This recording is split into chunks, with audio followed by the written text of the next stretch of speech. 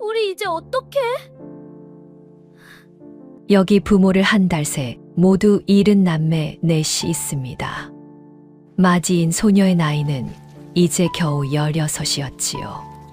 남은 것은 쓰러져가는 초가 한 채와 세 남동생뿐이었으니 헌데 소녀는 포기하지 않았습니다. 쌀독이 비어도 바람이 불어도 세상이 등을 돌려도 동생들을 지키기 위해 양반대 콜레 요청마저 거절하며 자신의 삶을 오롯이 동생들에게 바친 소녀. 과연 16 소녀 이소복은 세 남동생을 지켜낼 수 있을까요? 야단몽화 이야기가 계속될 수 있도록 구독과 좋아요로 응원의 마음을 보태주세요. 때는 조선의 어느 가을이었습니다. 한양 외곽의 작은 마을, 낮은 초가 하나가 저무는 햇살 아래 쓸쓸히 서 있었지요. 굴뚝에서 피어오르던 밥 짓는 연기도, 마당에서 뛰놀던 아이들의 웃음소리도 어느새 자취를 감춘 지 오래였습니다. 그 집에는 내 남매가 살고 있었으니 16의 장녀 이소복, 13의 둘째 이호연, 9의 셋째 이복나, 그리고 5살 막내 이막동이 그들이었습니다. 아버지는 이미 한 달 전에 역병으로 세상을 뜨셨습니다. 그리고 아버지의 빈자리가 채 식기도 전에 어머니마저 자리에 눕고 말았으니 집안에는 달이 바뀌도록 양 냄새와 눈물 냄새가 뒤섞여 가실 줄을 몰랐지요. 소복은 매일 새벽부터 어머니 곁을 지켰습니다. 약을 다리고 물수건을 갈고 가늘어지는 숨소리를 들으며 하루하루를 버텼습니다. 16살 아이가 감당하기엔 너무도 무거운 나날이었습니다. 그러던 어느 저녁이었습니다. 어머니가 가느다란 목소리로 소복의 손을 꼭 쥐었지요. 소복아, 어머니 여기 있습니다. 어머니의 눈이 천장을 향한 채 가만히 열렸습니다. 그 눈 속에는 미처 다 하지 못한 말들이 가득 고여 있는 것 같았지요. 내 동생들을 부탁한다. 그리고 정말 미안하구나. 소복은 아무 말도 하지 못하였습니다. 고개만 끄덕이고 또 끄덕였습니다. 흘러내리려는 눈물을 입술을 깨물어 참으면서 어머니의 손에서 힘이 빠져나간 것은 그로부터 얼마 지나지 않아서였습니다. 그날 밤 소복은 혼자였습니다. 동생들은 옆방에서 잠든 척 울고 있었고 소복은 하얀 천이 덮인 어머니 곁에 무릎을 꿇은 채 꼼짝도 하지 않았지요. 울어야 하였습니다. 소리내어 울어야 마땅하였습니다. 헌데 눈물이 나오지 않았습니다. 아니, 정확히는 나올 수가 없었습니다. 울기 시작하면 다시는 일어서지 못할 것 같았으니까요. 그리하여 소복은 그 밤 이를 악물고 눈물을 삼켰습니다. 한 방울, 또 한 방울. 장례는 이웃 어른들의 도움으로 간신히 치러졌습니다. 아버지와 어머니의 봉분이 나란히 놓인 언덕배기 앞에 내 남매가 서 있었지요. 이복남은 소매로 눈물을 훔치다 못해 훌쩍이기 시작하였고 호연은 두 주먹을 불끈 쥔 채 입술을 꽉 다물고 있었습니다. 막동이는 어머니 봉분 앞에 쪼그리고 앉아 흙을 어루만지며 중얼거렸지요. 어머니, 어머니 일어나. 막동이 여기 있어. 그 목소리가 어찌나 작고 어찌나 맑던지 이웃 어른들 중 몇몇이 고개를 돌려 눈물을 훔쳤습니다. 그 순간 호연이 무릎을 꺾었습니다. 땅을 주먹으로 내리치며 소리를 질렀지요. 왜 우리만이야? 왜 하필 우리한테만 이런 일이 일어나는 거야? 한 번, 두 번, 세 번 주먹이 클바닥을 두드릴 때마다 그 어깨가 격하게 들썩였습니다. 10세짜리 아이가 감당할 수 없는 슬픔이 그렇게 터져 나오고 있었지요. 소복은 달려가 호연의 두 손을 꼭 붙잡았습니다. 아무 말도 하지 않았지요. 그저 손을 잡고 같이 흘바닥에 무릎을 꿇었습니다. 호연아, 누나, 울어도 된다. 여기서는 울어도 돼. 복남도 달려와 소복의 옷자락을 붙들었고, 막동이는 영문도 모른 채 형아가 우니까 따라 울기 시작하였습니다. 내 남매는 그렇게 언덕 위에서 한참을 울었지요. 바람이 불어 낙엽이 흩어지는 동안 이웃 어른들은 조용히 물러나 그 자리를 지켜볼 뿐이었습니다. 얼마나 울었을까요? 해가 기울기 시작할 무렵 소복이 천천히 일어섰습니다. 막동이를 등에 업고 두봉분을 향해 깊이 절을 올렸지요. 아버지, 어머니, 걱정 마십시오. 목소리는 떨리지 않았습니다. 그것이 오히려 보는 이들의 가슴을 더 저리게 하였으니, 제가 있습니다. 제가 반드시 있을 것이니 동생들 걱정은 놓으십시오. 호연이 소복의 옆에 와서 섰습니다. 복남도 그 옆에. 막동이는 누나 등에 업힌 채 작은 손으로 누나의 어깨를 꼭 쥐었습니다. 내 남매는 나란히 집으로 향하였습니다. 아무도 말이 없었습니다. 발밑에서 낙엽 밟히는 소리만이 조용히 따라왔습니다. 그때 소복의 등에서 막동이가 누나의 목을 꼭 안은 채 물었습니다. 누나, 우리 이제 어떻게? 소복은 잠시 걸음을 멈추었다가 다시 천천히 내디디며 대답하였지요. 집에 가야지. 밥 해야 하니까. 밥. 그래. 배고프지 않냐, 막동아. 막동이는 잠시 생각하더니 고개를 끄덕였습니다. 그 작은 끄덕임 하나에 소복의 발걸음이 조금 더 단단해졌습니다.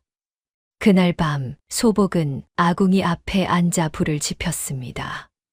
새 동생은 문지방에 나란히 앉아 누나의 뒷모습을 바라보았지요. 아무도 말을 꺼내지 못하였습니다. 밥이 뜸 들어가는 동안 소복은 혼잣말처럼 말하였습니다. 내일부터 바빠질 것이니 오늘은 일찍 자거라. 호연이 물었습니다. 누나는? 나는 좀 이따 잔다. 같이 자면 안 돼. 소복이 돌아보았습니다. 호연의 눈이 빨개져 있었지요. 복남도 막동이도 셋이 나란히 빨간 눈으로 누나를 바라보고 있었습니다. 소복은 피식 웃었습니다. 그래. 오늘은 같이 자자. 셋은 금세 잠에 들었습니다. 막동이가 소복의 팔에 얼굴을 묻고 복남이 옆구리에 붙고 호연은 등을 돌린 채이면서도 발끝이 소복의 발에 닿아 있었지요. 하지만 소복은 잠들지 못하였습니다. 천장을 보며 가만히 누워 있었습니다. 눈물이 한 줄기 흘러 귓가로 스며들었으나 닦지 않았습니다. 그냥 두었습니다. 어머니, 제가 잘할 수 있을까요? 아무런 대답도 없었습니다. 바람 소리만 창호지를 살며시 흔들었습니다. 소복은 눈을 감았지요. 내일이 오면 다시 일어서야 하였으니. 새벽이 밝아오는 시각, 소복은 혼자 마당에 나와 하늘을 올려다보았습니다. 아직 별이 몇 개 남아 있었지요. 차가운 새벽 공기가 뺨을 스쳤습니다. 소복은 숨을 한 번 크게 들이쉬었습니다. 그리고는 조용히 아무도 듣지 못할 목소리로 말하였지요. 무슨 일이 있어도 반드시 지킬 것이니라. 그것이 이 소복의 다짐이었으니 세상이 무너진 자리에서 16살 소녀가 홀로 세운 작고도 단단한 다짐이었습니다. 부모를 잃고 보름이 지났습니다. 처음 며칠은 이웃에서 가져다 준 음식으로 버텼지요. 헌데 인심이란 것도 길어야 열흘이었습니다. 하나둘 발길이 끊기고 집 안에는 찬바람만 돌기 시작하였으니 소복은 쌀독 앞에 쪼그리고 앉아 바닥을 긁어보았습니다. 손끝에 쌀 한 톨 걸리지 않았습니다. 그날 새벽이었습니다. 새 동생이 아직 잠든 사이 소복은 조용히 일어나 머리를 풀었지요. 거울 앞에 앉아 한참을 가만히 있었습니다. 그리고는 가위를 들었습니다. 싹둑. 허리까지 내려오던 검은 머리카락이 바닥에 떨어졌습니다. 소복은 잘린 머리카락을 곱게 묶어 품에 넣고 수건으로 머리를 감싼 뒤 조용히 문을 나섰지요. 장에 다녀온 소복의 손에는 쌀 한 대와 된장 한 덩이가 들려 있었습니다. 집에 돌아와 아궁이에 불을 지피고 밥을 안쳤지요. 동생들이 하나둘 잠에서 깨어나 부엌 쪽으로 고개를 내밀었으니 밥 냄새가 퍼지자 막동이가 눈을 비비며 달려왔지요. 우와, 밥이다. 그래, 어서 손 씻고 오너라. 헌데 그때였습니다. 호연이 부엌 문 앞에 서서 소복의 머리를 빤히 바라보고 있었지요. 수건으로 감쌌다 하나 짧아진 머리카락 몇 올이 수건 밖으로 삐져나와 있었습니다. 호연의 얼굴이 굳었습니다. 누나 머리가 왜 그래? 소복은 태연하게 밥을 저으며 대답하였으니 좀 잘났다. 더운데 길면 불편하잖느냐. 지금이 어느 계절인데 덥다는 거야. 시끄럽다. 밥이나 먹자. 그날 오후 소복이 강가에서 빨래를 하고 돌아오니 막동이가 마당 한가운데 서서 울고 있었지요. 복남이 옆에서 쩔쩔매고 있었습니다. 막동아, 왜 우느냐? 누나 호연이 형아가 누나 머리카락 팔았다고 그거 우리 때문이지. 소복은 옆에 있던 복남이를 바라보았습니다. 복남이도 옆에서 고개를 푹 숙였지요. 소복은 막동이 앞에 쪼그려 앉아 눈물을 닦아주었습니다. 막동아, 울지 마라. 누나 머리카락 팔았잖아. 누나 예쁜 머리카락. 소복이 피식 웃었습니다. 걱정 마라. 머리카락은 다시 기르면 그만이다. 막동이가 훌쩍이며 소복의 목을 와락 끌어안았습니다. 소복은 그 작은 등을 가만히 두드렸지요. 그때 호연이 마당으로 들어섰습니다. 소복과 눈이 마주쳤지요. 호연의 눈이 빨개져 있었습니다. 언제부터 보고 있었던 것인지 두 눈에 눈물이 그렁그렁 맺혀 있었으니 누나가 무슨 남의 집 종년이라도 돼. 내가 할게. 내가 나가서 돈 벌어올게. 소복은 조용히 일어섰습니다. 호연아, 나도 할 수 있어. 누나가 그런 거 안 해도 되게 내가 지금 할 수 있는 가장 큰 일이 뭔지 아느냐? 호연이 입을 다물었습니다. 밥 먹고 건강하게 자라는 거야. 그것이 지금 내가 누나한테 해줄 수 있는 전부다. 호연은 아무 말도 하지 못하였습니다. 그날 저녁 밥상 앞에 앉은 호연은 숟가락을 들지 못하고 한참을 멍하니 앉아 있다가 밥 한 숟가락을 억지로 입에 넣었습니다. 씹는 동안 눈물이 뚝 떨어졌으나 소복은 그 모습을 못 본 척하였습니다. 그리고 그날 밤 세 동생이 모두 잠든 것을 확인한 소복은 조용히 마당으로 나왔지요. 차가운 밤바람이 불어오고 수건을 풀자 짧아진 머리카락이 바람에 흩날렸습니다. 소복은 하늘을 올려다보았습니다. 별이 많은 밤이었지요. 어머니가 살아계실 적 함께 마당에 앉아 별을 보던 것이 문득 떠올랐습니다. 눈물이 날 것 같았지요. 헌데 소복은 웃으며 속으로 혼잣말을 내뱉었습니다. 너희들을 배불리 먹일 수 있다면야. 이런 머리카락쯤은 아무것도 아니다. 그리고 며칠이 지났을 무렵이었습니다. 마을 이장이 초가 앞에 나타났지요. 평소와 달리 표정이 굳어 있었습니다.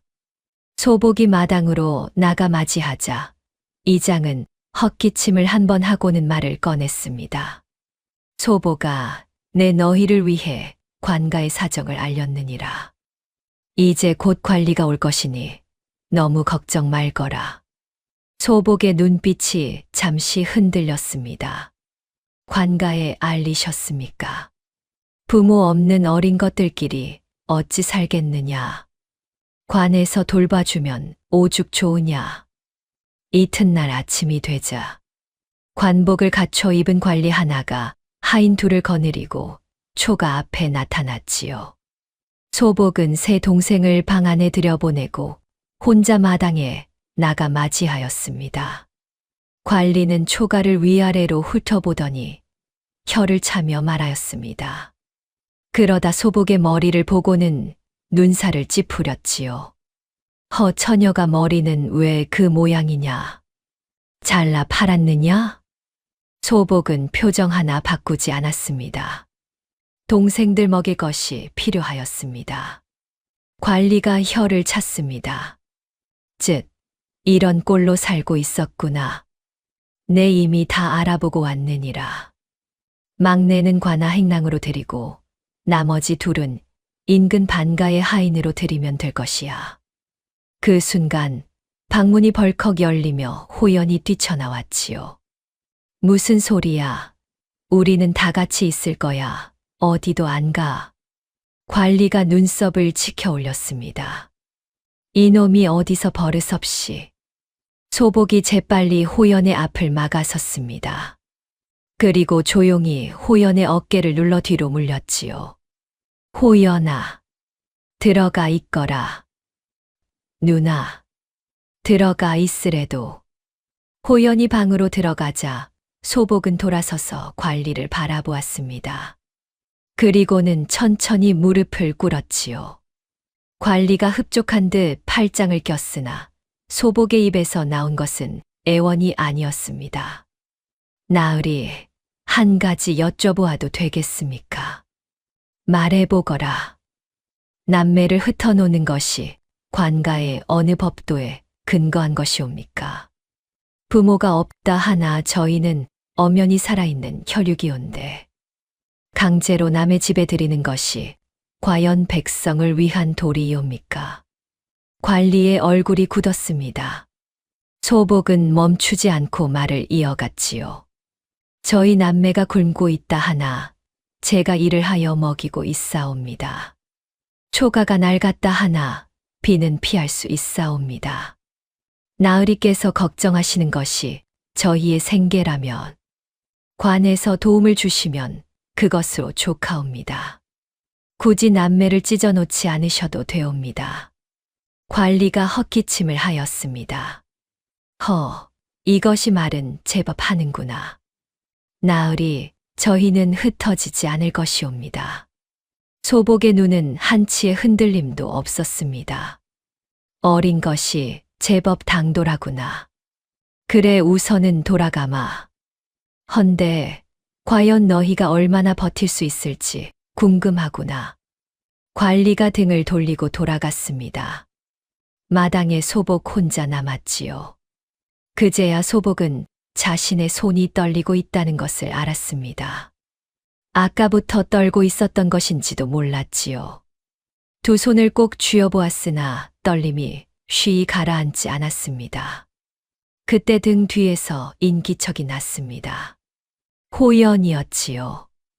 언제부터 나와 있었던 것인지 마당 한쪽에 서서 소복을 말없이 바라보고 있었습니다.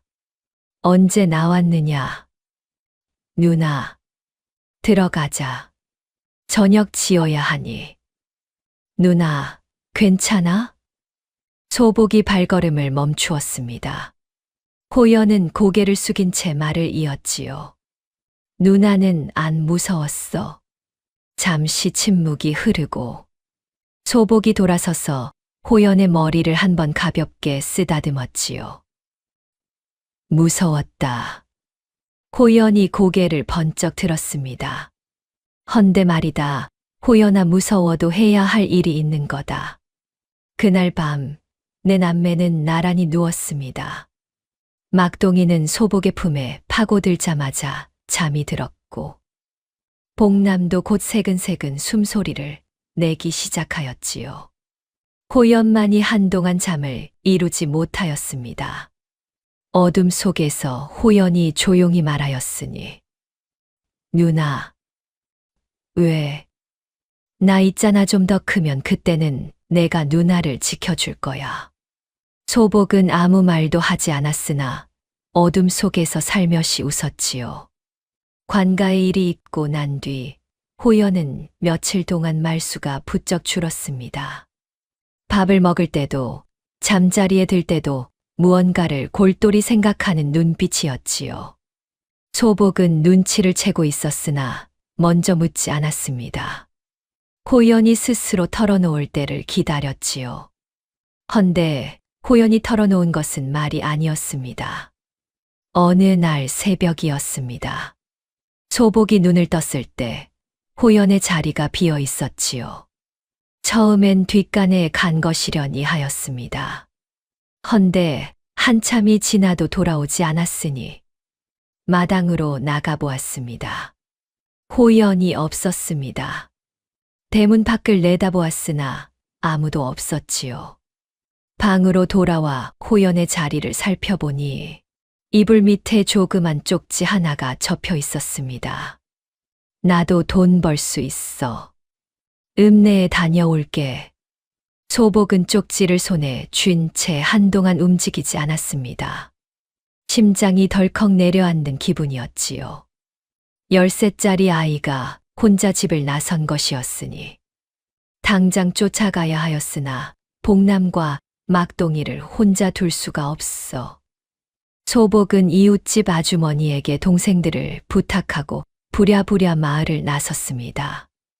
읍내로 향하는 길목마다 호연의 모습을 찾았으나 이미 날이 밝기 전에 떠난 것이었으니 흔적조차 보이지 않았습니다.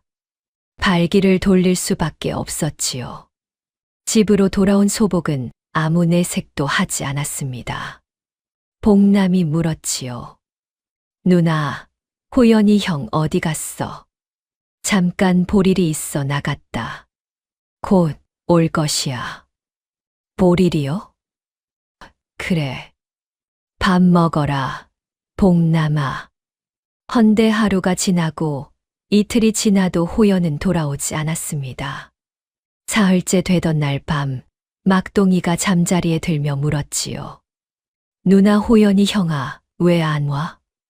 소복은 막동이의 머리를 쓸어넘기며 대답하였습니다. 곧 온다. 자거라, 막동아. 밤마다 소복은 잠을 이루지 못하였습니다. 눈을 감으면 호연이 떠올랐지요. 밥은 먹었을지, 어디서 자고 있는지, 누군가 해코지를 하지는 않는지 생각이 꼬리를 물었습니다. 닷새가 그렇게 지나갔으니 그러던 닷새 날 저녁이었습니다. 삐걱 대문이 열리는 소리가 들렸습니다. 호연이었습니다. 옷은 흙투성이에 찢겨 있었고 볼에는 시퍼런 멍이 들어 있었지요.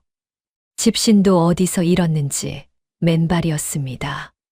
굶었는지 얼굴이 반쪽이 되어 있었습니다. 소복은 달려가지 않았습니다. 그 자리에 서서 호연을 바라보았지요. 호연은 고개를 들지 못하였습니다. 한참을 그렇게 서 있다가 겨우 입을 열었지요. 누나. 소복은 아무 말도 하지 않았습니다. 그저 돌아서서 부엌으로 들어갔지요. 이윽고 따뜻한 물 한 대야와 수건을 들고 나왔습니다. 앉아라. 소복은 말없이 호연의 상처를 닦아주었습니다. 호연은 고개를 돌린 채 입술을 꽉 깨물고 있었지요. 소복이 멍든 볼에 수건을 대자 아파서 인상을 찌푸렸습니다. 왜 안 혼내? 소복의 손이 멈추지 않았습니다. 왜 아무 말도 안 해? 혼내면 되잖아. 소복이 조용히 되물었지요. 대체 무슨 일이 있었느냐? 호연이 잠시 입을 다물었다가 천천히 말을 꺼냈습니다. 처음엔 시장에서 집 나르는 일 하려고 했어. 근데 어리다고 아무도 안 써줬어. 그러다 어떤 아저씨가 일거리 준다고 따라오라 했어. 소복의 손이 잠깐 멈추었습니다. 따라갔느냐? 응. 근데 그게 그냥 험한 일이었어. 밤새 짐 옮기는데 무거워서 멍도 들고 너무 힘들어서 결국 돈도 안 받고 도망쳐 왔어. 그러다가 넘어지기도 하고 소복은 아무 말도 하지 않았지요. 다만 손이 조금 더 조심스럽게 움직였습니다. 그래서 밥은 먹었느냐? 못 먹었어. 거의. 잠은 처음 이틀은 길바닥에서 소복이 수건을 대야에 담갔다 다시 짜는 동안 잠시 침묵이 흘렀습니다. 호연이 작은 목소리로 말하였지요. 누나 미안해, 돈 벌어온다고 했는데 결국 아무것도 못했어. 그 말이 채 끝나기도 전이었습니다. 소복이 수건을 내려놓고 호연을 가슴으로 끌어안았지요. 호연이 깜짝 놀라 굳었습니다. 소복의 목소리가 낮게 떨렸습니다. 살아서 돌아왔으면 됐다. 그걸로 된 거야. 누나, 너마저 잃는 줄 알고 얼마나 무서웠는지 아느냐. 호연은 그제야 누나의 어깨가 가늘게 떨리고 있다는 것을 느꼈습니다. 소복은 울지 않았으나 울지 않으려 이를 악물고 있었습니다. 헌데 그 떨림이 어떤 눈물보다도 더 깊은 것이었습니다. 호연의 눈에서 눈물이 터져 나왔습니다. 그제서야 본인이 얼마나 큰 잘못을 저질렀는지, 누나에게 큰 상처를 줬다는 생각에 가슴이 찢어질 듯 아픈 호연이었으니 한참을 그렇게 있다가 소복이 호연의 어깨를 잡고 천천히 떼어냈습니다. 그리고 똑바로 눈을 마주치며 말하였지요. 다시는 혼자 어디 가지 마라. 응. 대답 제대로 해라. 호연이 코를 훌쩍이며 고개를 끄덕였습니다. 안 갈게. 다시는 안 가. 소복이 호연의 머리를 한 번 쓰다듬고는 일어섰지요. 배고플 테니 어서 들어가서 밥 먹자. 누나. 왜? 호연이 소복의 등을 보며 말하였습니다. 고마워. 소복은 돌아보지 않고 그대로 방으로 들어갔습니다. 그날 밤 복남이 호연에게 달려들었습니다. 형아, 어디 갔다 왔어? 막동이 또한 호연의 다리를 꼭 붙잡으며 올려다 보았지요. 형아, 다시는 가지 마. 형아, 다시는 못 보는 줄 알고 무서웠어. 호연은 아무 말도 하지 못하였습니다. 다만 막동이를 번쩍 들어 안았지요. 소복은 아궁이 앞에 앉아 호연의 저녁밥을 짓고 있었습니다. 그 뒷모습을 바라보며 호연은 속으로 다짐하였으니 다시는 누나 혼자 두지 않겠다는 것을. 호연이 돌아오고 나서 며칠이 지났습니다. 호연은 그날 이후로 사람이 달라진 것 같았지요. 말없이 장작을 패고 물을 길어 나르고 소복이 빨래를 들면 먼저 달려와 받아들었습니다. 소복은 겉으론 티내지 않았으나 속으로는 흐뭇하였지요. 헌데 그 무렵이었습니다. 이상한 것을 느낀 것은 복남이 며칠째 밥을 잘 먹지 못하고 있었으니 밟기만 하던 아이가 말수가 줄고 하루 종일 멍하니 앉아있는 날이 잦아졌지요. 그러던 어느 아침 일이 터지고 말았습니다.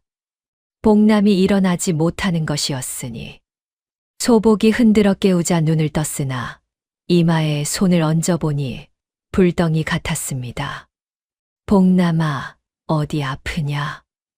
누나 머리가 좀 아파. 언제부터냐? 어제부터. 근데 괜찮아. 그냥 좀 자면 나을 것 같아. 소복은 복남의 이마에 물수건을 얹었습니다. 하루가 지나도 열이 내리지 않았지요. 이튿날도 마찬가지였습니다. 사흘째 되던 날이었습니다. 복남의 열은 오히려 더 올랐고 복남이 헛소리를 중얼거리기 시작하였습니다. 소복은 밤새 한숨도 자지 않고 물수건을 갈았지만 상태는 더 나빠질 뿐이었지요. 호연이 소복의 옆에 쪼그리고 앉아 물었습니다. 의원은 불러야 하는 거 아니야? 알고 있다. 돈이 없어. 소복은 대답하지 않았지만 대답하지 않는 것이 대답이었으니 호연이 입술을 깨물었습니다. 소복은 날이 밝기 무섭게 의원댁으로 향하였지요. 마을에서 제법 이름난 의원이었으나 그 댁 문턱이 높기로도 유명하였으니 소복은 의원댁 앞에 무릎을 꿇었습니다. 동생이 사흘째 고열로 앓고 있습니다. 지금 당장 드릴 돈이 없사오나 제가 먼저 일을 하겠습니다. 빨래든 밭일이든 무엇이든 하겠으니 동생을 봐주십시오. 의원이 잠시 소복을 내려다보았습니다. 부모는 어디 있느냐? 두 분 다 돌아가셨습니다. 나이가 몇이냐? 16입니다. 의원은 한동안 말없이 고민하더니 결국 약상자를 들고 복남이 있는 초가로 향하였습니다. 복남을 살펴본 의원이 약을 지어주었지요. 소복은 그날부터 의원댁 일을 시작하였습니다. 새벽에 의원댁 마당을 쓸고 빨래를 하고 집으로 돌아와 복남의 약을 다리고 그렇게 하루하루를 버텼지요. 헌데 그럼에도 복남의 열은 좀처럼 내리지 않았습니다. 그러던 나흔날 밤, 복남이 갑자기 눈을 번쩍 뜨더니 소복의 손을 잡았습니다. 누나, 복남아, 정신이 드느냐? 누나 어머니 꿈 꿨어. 어머니가 걱정 말라고 했어. 소복은 아무 말도 하지 못하였습니다. 어머니가 누나 고생한다고, 누나한테 고맙다고 했어. 그 순간 소복의 눈에서 눈물이 떨어졌지요. 처음으로 동생들 앞에서 흘린 소복의 눈물이었습니다. 막동이가 소복의 옆에서 자다 깨어 눈을 비볐습니다. 누나의 뺨에 눈물이 흐르는 것을 보고는 말없이 소복의 손을 꼭 잡았지요. 누나도 울어도 돼. 소복은 막동이를 바라보았습니다. 5살짜리가 하는 말이었지요. 헌데 그 한마디가 어찌나 깊이 박히던지 소복은 입술을 꾹 누르며 고개를 끄덕였습니다. 그래 고맙다, 막동아. 닷새째 되던 아침이었습니다. 복남의 이마에 손을 얹은 소복이 눈을 감았다 떴지요. 열이 내리고 있었습니다. 소복은 한동안 그 자리에 꼼짝도 하지 않았습니다. 천천히, 아주 천천히 숨을 내쉬었지요. 호연이 방문 앞에서 긴장한 얼굴로 바라보고 있었습니다. 누나 어때? 소복이 돌아보며 말하였습니다. 열이 내린다. 호연이 그 자리에 털썩 주저앉았습니다. 안도의 숨을 내쉬며 눈을 감았지요. 복남이 눈을 제대로 뜨고 소복을 바라보게 된 건 그날 오후였습니다. 얼굴에 조금씩 생기가 돌기 시작하였지요. 누나 배고파. 소복이 피식 웃었습니다. 그래. 잠깐만 기다려라. 누나. 왜? 복남이 소복의 손을 잡으며 말하였습니다. 나 안 죽어. 걱정 마. 소복은 대답하지 않았습니다. 그저 복남의 손을 한 번 꼭 쥐었다가 놓고는 일어섰지요. 부엌으로 향하는 소복의 뒷모습이 한결 가벼워 보였습니다. 헌데 호연이 부엌 앞을 지나다 멈추었습니다. 소복이 아궁이 앞에 쪼그려 앉아 죽을 끓이고 있었으나 그런데 뭔가 이상하였지요. 소복의 몸이 앞으로 기우는 것이었습니다. 누나. 호연이 달려들어 소복의 어깨를 잡았습니다. 소복이 가까스로 아궁이를 짚으며 중심을 잡았지요. 괜찮다. 괜찮긴 뭐가 괜찮아. 누나 며칠째 밥도 제대로 못 먹었잖아. 소복이 손을 내저었습니다. 복남이 죽 다 끓으면 먹겠다. 먼저 복남이 줘야지. 호연은 소복의 손에서 죽 젓는 주걱을 빼앗았습니다. 내가 할게.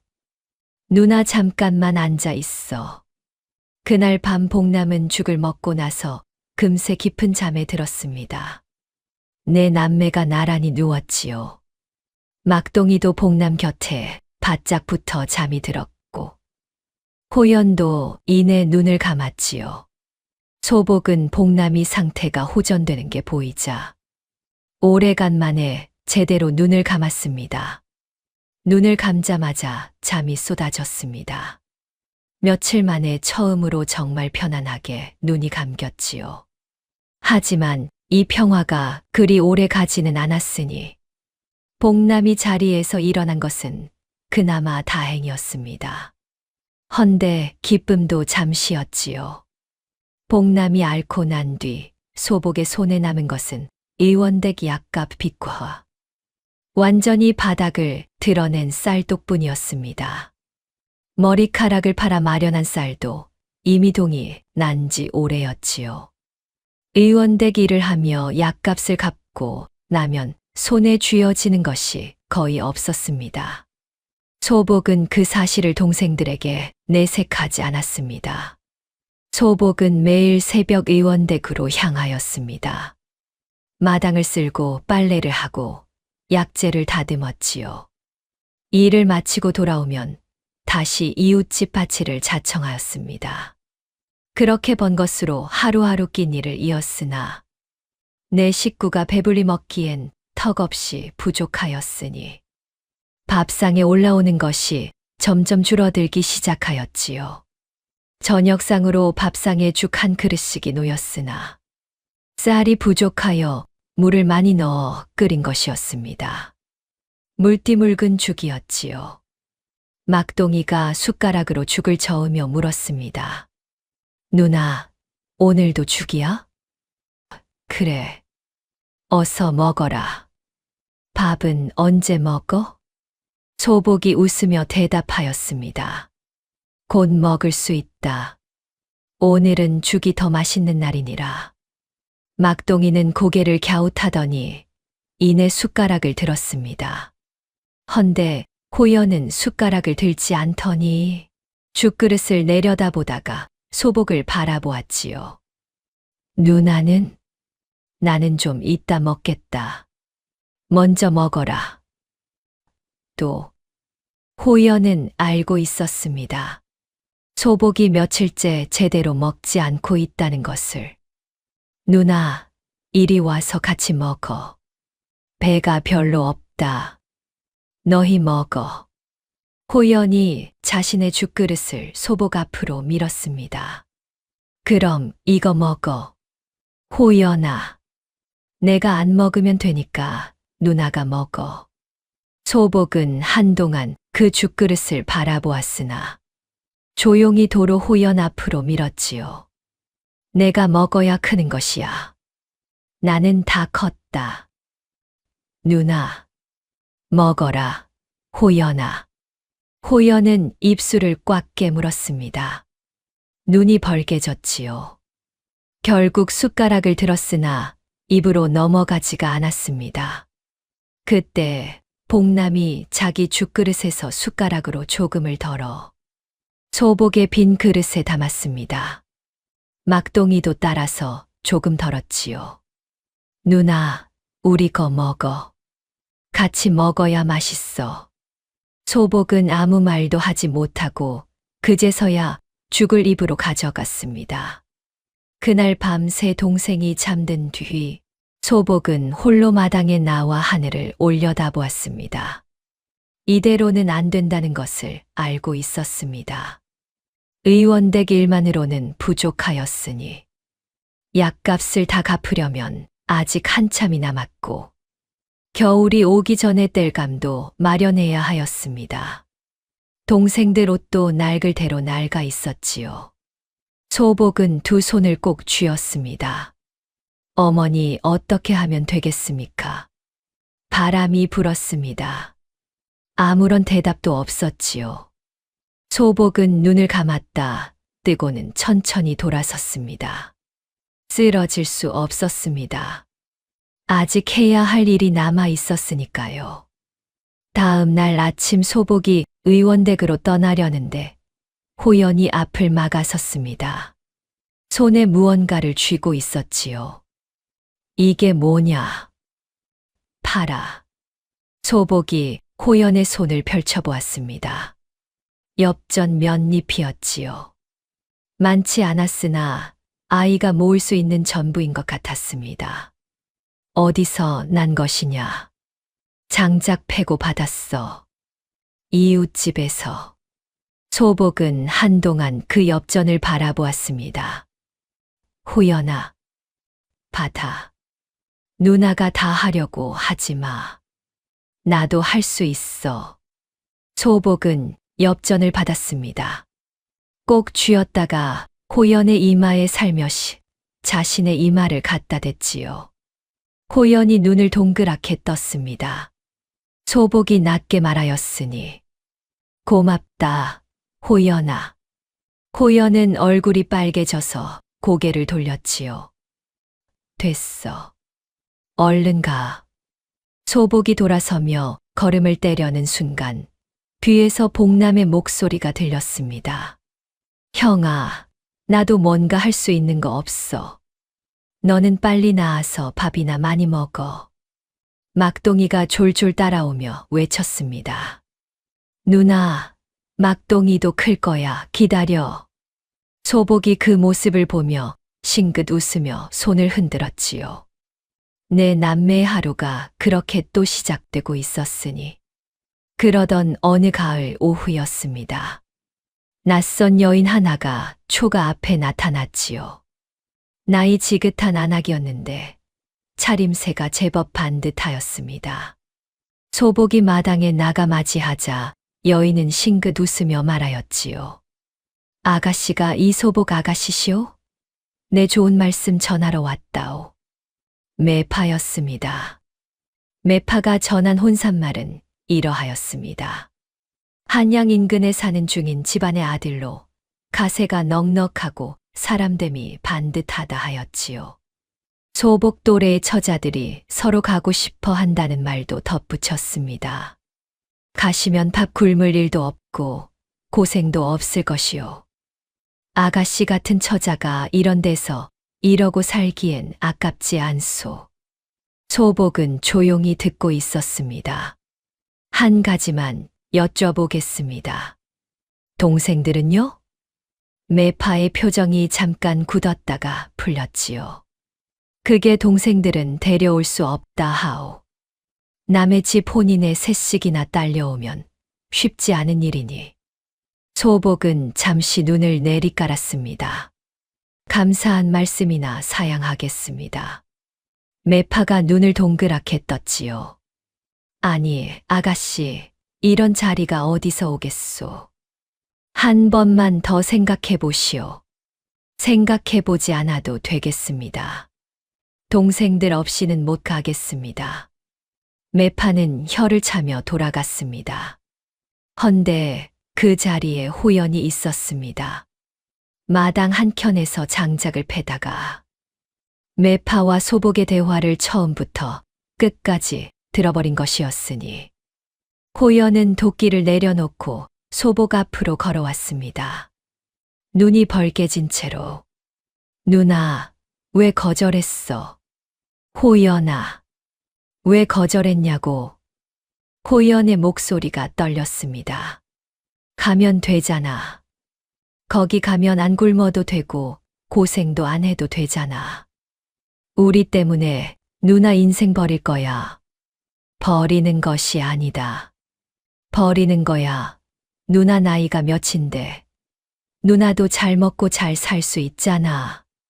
소복은 호연을 바라보았습니다. 호연의 눈에서 눈물이 흘러내리고 있었지요. 화가 난 것이 아니라 누나가 잘 되기를 바라는 마음이 그렇게 터져 나오고 있었던 것이었으니. 호연아, 가. 그냥 가. 우리는 우리끼리 어떻게든 할게. 소복이 천천히 호연의 눈물을 닦아 주었습니다. 호연이 소복의 손을 뿌리치지 않았지요. 호연아, 잘 들어라. 나는 너희를 두고 잘 살 수 없다. 그것이 내 마음이다. 누가 시켜서가 아니고 내가 그러고 싶지 않은 것이야. 그게 무슨. 너희 없이 밥 먹으면 맛이 없을 것이야. 너희 없이 자면 잠이 안 올 것이고. 그것이 누나 마음이야. 호연이 입술을 떨었습니다. 누나는 바보야. 그래. 바보 누나다. 밤이 깊어지고 동생들이 잠든 뒤 소복은 혼자 어머니의 빚을 꺼내 들었습니다. 어머니가 쓰시던 것이었지요. 평소엔 보자기에 싸서 깊이 넣어두던 것이었으나 빚을 손바닥에 올려놓고 한참을 바라보았습니다. 사실 모르는 것이 아니었지요. 소복도 사람이었습니다. 편히 먹고 싶은 날도 있었고 고생하지 않아도 되는 삶이 그리운 날도 있었지요. 그것이 부끄러운 마음은 아니었습니다. 헌데 동생들 없이는 갈 수 없었습니다. 그것뿐이었지요. 그때 막동이가 뒤척이다 눈을 반쯤 뜨더니 소복을 발견하였습니다. 누나 앉아. 자려던 참이다. 자거라. 막동이가 소복의 손에 든 빗을 흐릿한 눈으로 바라보았습니다. 그 빗 예쁘다. 누가 줬어? 소복은 빗을 손에 꼭 쥐었습니다. 어머니가 주셨다. 막동이가 다시 눈을 감으며 중얼거렸지요. 어머니 보고 싶다. 이내 다시 잠에 들었으니 소복은 한동안 잠든 막동이의 얼굴을 바라보았습니다. 그리고는 빗을 다시 보자기에 싸서 품에 안았지요. 그래. 어머니도 그러셨을 것이다. 우리를 두고는 못 가셨을 것이야. 소복은 천천히 자리에 들어 누웠습니다. 막동이가 자는 사이 소복의 손을 꼭 쥐고 있었지요. 그 작고 따뜻한 손이 소복의 가슴 깊은 곳을 채워주는 것 같았습니다. 후회는 없었습니다. 동생들이 있는 이곳이 소복의 자리였으니. 겨울이 왔습니다. 첫눈이 내리던 날, 소복은 새벽부터 장작을 패고 있었지요. 땔감이 부족하였습니다. 먹을 것도 없어 하루하루를 겨우 풀칠하며 살고 있었지요. 동생들 소못도 변변치 않았습니다. 찬바람이 문틈으로 스며드는 밤이면 내 남매가 하나로 붙어 서로의 온기로 버텼으나 소복은 그 시간에도 더 많이 일을 해야 하였습니다. 의원댁 일은 겨울이 되어도 쉬지 않았습니다. 약값을 다 갚으려면 아직 멀었지요.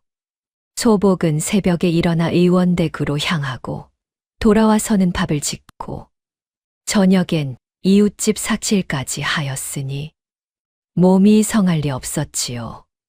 소복이 아궁이 앞에서 저녁밥을 짓고 있는 모습을 호연이 장작을 들고 들어오다가 바라보았습니다.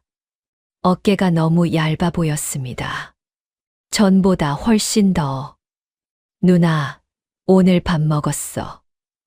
조금. 조금이 얼마야? 먹었다 하지 않았느냐. 어서 장작 넣어라. 불이 약하다. 호연은 입을 다물었지만 눈을 떼지 않았습니다. 이튿날 새벽에 소복은 눈을 뜨자마자 몸이 무겁다는 것을 느꼈지요. 헌데 일어나야 하였습니다. 의원댁에 가야 하였고 돌아오면 빨래도 있었습니다. 이를 악물고 일어섰습니다.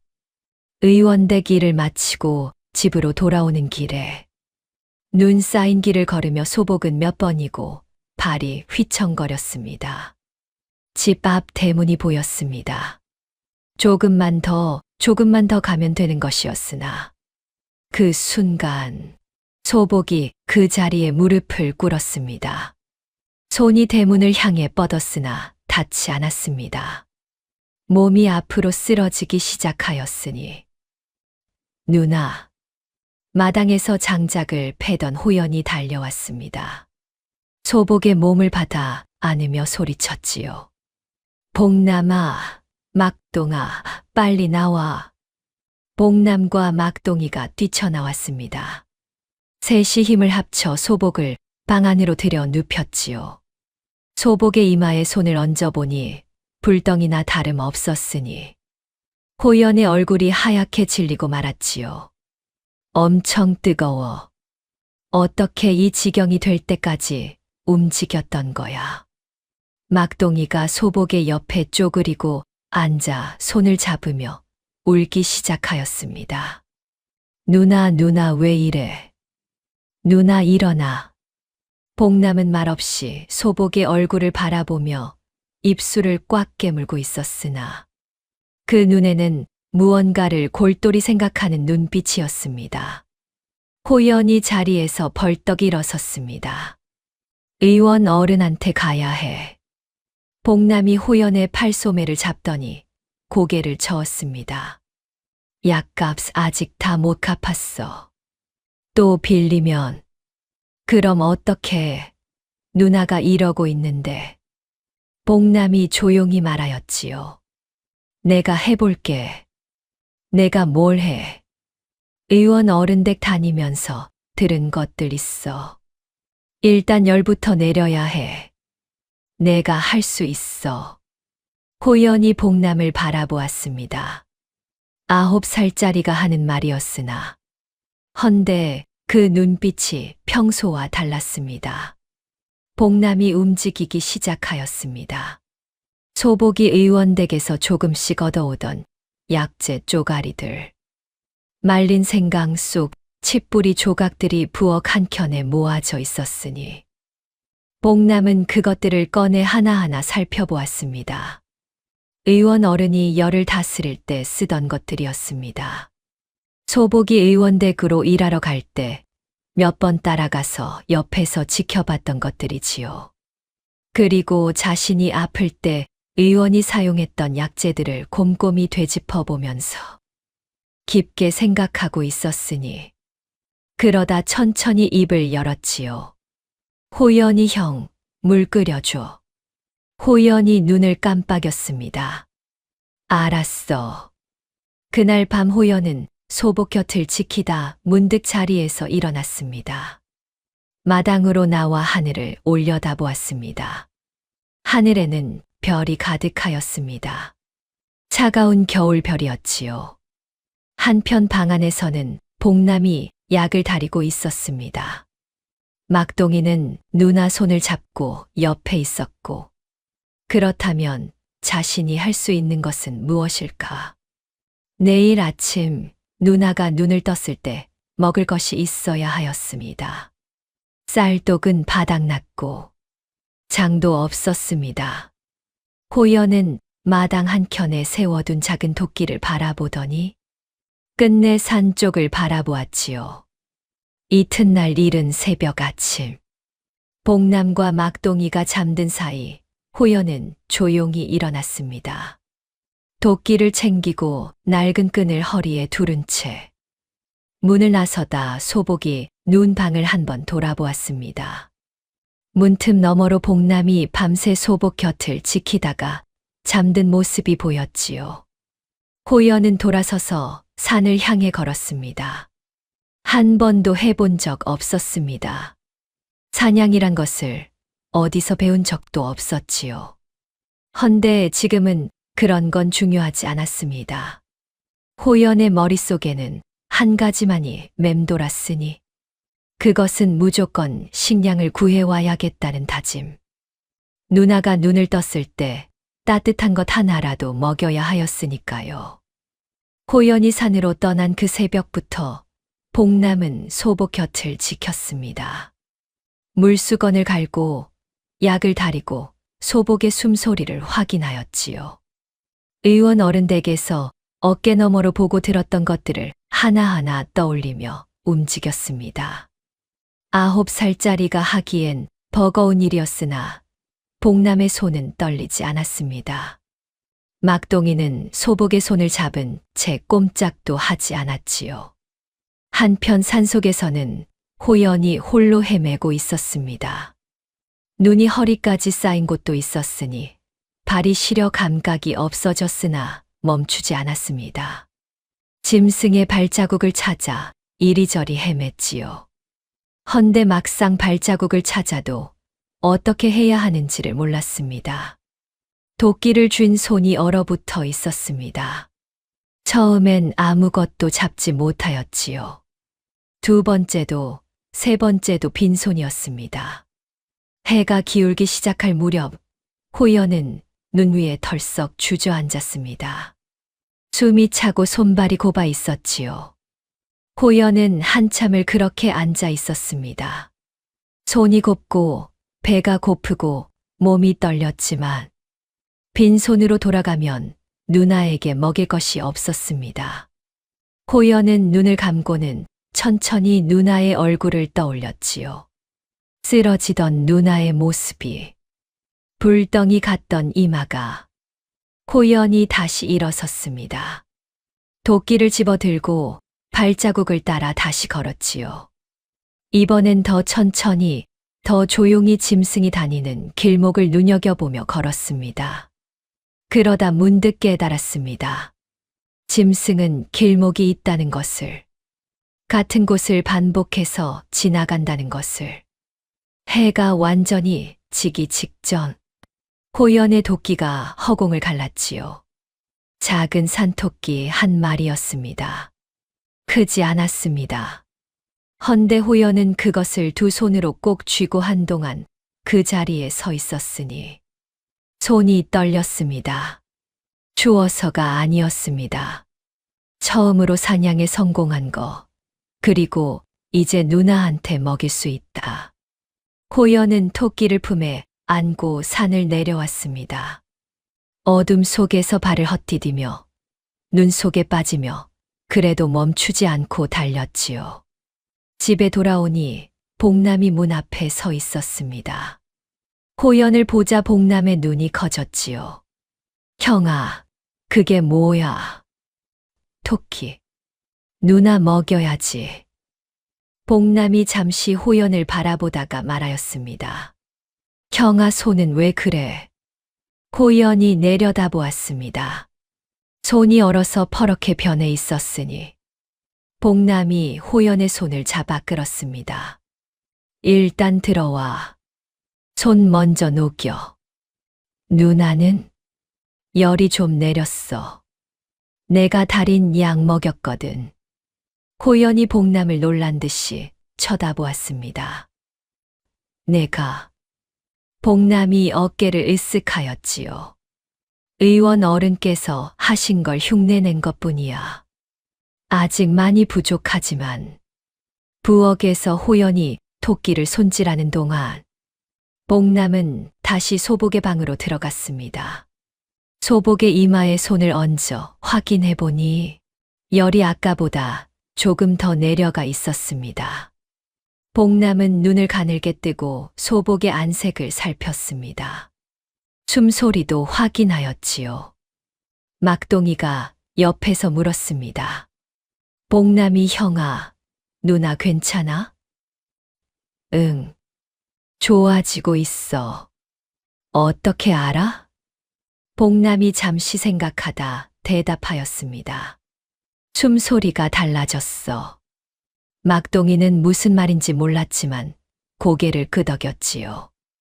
얼마 뒤 부엌에서 구수한 냄새가 퍼지기 시작하였으니 호연이 토끼국을 끓이고 있었지요. 난생 처음 손질하고 난생 처음 끓이는 것이라 서툴렀으나 정성만큼은 어느 것과도 비교할 수 없었습니다. 막동이가 부엌으로 와서 냄비를 기웃거렸습니다. 형아, 맛있겠다. 누나 먹는 거야. 손대지 마. 나도 배고픈데. 조금만 기다려. 누나 먹이고 나서 나눠줄게. 막동이가 배를 부여잡고 방으로 돌아갔지요. 그러다 멈추어 서서 냄비를 다시 돌아보았습니다. 부엌에는 토끼를 손질하고 안 쓰는 부위들이 널브러져 있었지요. 막동이는 그것을 한참 쳐다보고는 생각했습니다. 저것들을 장터에 팔면 돈이 되지 않을까. 5살짜리의 생각이었습니다.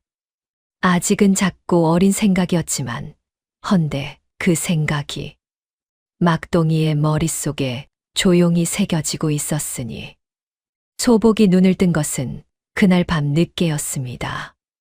흐릿한 눈으로 천장을 보다가 옆에서 졸고 있는 복남을 발견하였지요. 그 옆에 막동이가 새근새근 자고 있었고 소복이 몸을 일으키려 하자 복남이 눈을 번쩍 떴지요. 누나, 아직 일어나면 안 돼. 복남아, 누워있어. 내가 약 더 다려올게. 소복이 복남의 손목을 잡았습니다. 약을 다리다니. 내가 어떻게? 복남이 고개를 저었습니다. 의원 어른께서 하셨던 거잖아. 나도 할 수 있어. 그때 방문이 열리더니 호연이 들어왔습니다. 손에 국그릇을 들고 있었지요. 일어났어. 호연아, 그건 뭐냐? 토끼국이야. 일어나서 먹어봐. 소복이 그릇을 바라보았습니다. 토끼가 대체 어디서 났느냐? 산에서. 산에서. 호연이 고개를 돌렸습니다. 됐고 먹어. 식는다. 소복은 한동안 호연을 바라보았지요. 호연의 손등이 얼었다 녹은 것처럼 빨갛게 부어 있었습니다. 소복의 눈이 흔들렸지요. 호연아, 너 설마. 됐고, 빨리 먹어봐. 소복은 국을 받아들더니 한 숟가락 떠서 입에 넣었습니다. 간도 맞지 않고 고기도 질겼습니다. 세상에서 제일 서툰 국이었지요. 헌데 눈물이 날 것 같았습니다. 소복은 그릇을 두 손으로 꼭 쥐고 천천히 비웠습니다. 한 숟가락도 남기지 않고 말이지요. 호연이 그것을 보고 있었습니다. 아무 말도 하지 않았지만 두 눈이 반짝이고 있었습니다. 때마침 막동이도 잠에서 깨어 소복을 발견하고는 와락 달려들었습니다. 누나 일어났다. 누나 괜찮아? 소복이 막동이를 끌어안으며 웃었습니다. 그래. 이제 좀 살 것 같구나. 시간이 지날수록 소복의 몸 상태는 좋아지고 있었습니다. 아직 몸이 완전히 돌아온 것은 아니었으나 처음 쓰러질 때보다는 많이 좋아졌지요. 허나 아직은 일어서려 하면 어지럽고 조금만 움직여도 숨이 찼습니다. 그래도 일어서려 했습니다. 돈을 벌고 밥을 짓고 동생들을 챙겼어야 했으니까요. 복남이 소복의 곁에 딱 붙어 앉아 일어서려 할 때마다 막았지요. 누나, 아직 움직이면 안 된다니깐. 복남아, 내가 이러고 있으면 밥은 누가 짓느냐? 내가 짓고 있어. 옆에 있던 호연이 말했지요. 그렇게 말하고선 호연은 또 다시 산으로 갔습니다. 처음 며칠과는 달랐지요. 발자국을 잇는 법을 익혔고 짐승이 다니는 길목을 알게 되었습니다. 올가미를 노는 법도 스스로 터득하였으니 나뭇가지와 끈으로 엉성하게 만든 것이었으나 신기하게도 효과가 있었습니다. 산이 낯설지 않아졌습니다. 오히려 산 안에 있으면 머리가 맑아지는 것 같았지요. 어디에 무엇이 있는지, 어느 쪽으로 가야 하는지 몸이 먼저 알아가고 있었습니다. 그날 오전 복남이 부엌에서 약을 다리다 멈추었지요. 소복이 의원댁에서 조금씩 얻어오던 약재 쪼가리들이 거의 바닥을 드러내고 있었으니 복남은 남은 약재들을 손바닥에 올려놓고 바라보았습니다. 말린 쑥 한 줌, 칡뿌리 몇 조각, 생강 부스러기. 이틀치도 안 되는 양이었습니다. 복남은 잠시 생각하다 자리에서 일어났습니다. 호연이 산에서 돌아온 것은 점심 무렵이었습니다. 손에 산토끼 2마리를 들고 있었으니 며칠 전보다 훨씬 여유로운 걸음이었습니다. 복남이 마당에서 기다리고 있었지요. 형아, 왜 나도 데려가? 호연이 눈을 찡그렸습니다. 산에 내가 거길 왜 가? 약재. 산에 약재 있을 것 같아. 어떤 풀이 약이 되는지 알거든. 형아가 길 알려주면 내가 찾을게. 호연이 복남을 한동안 바라보았지요. 추울 텐데. 괜찮아. 다리도 아플 거고. 괜찮다고. 이튿날 새벽 2 형제가 나란히 산으로 향하였습니다.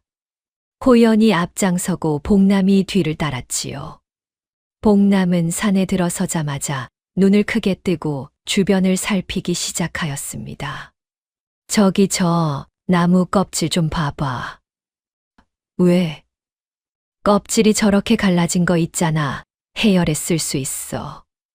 호연이 나무를 바라보았습니다. 그걸 어떻게 알아? 의원 어른이 쓰는 거 봤어.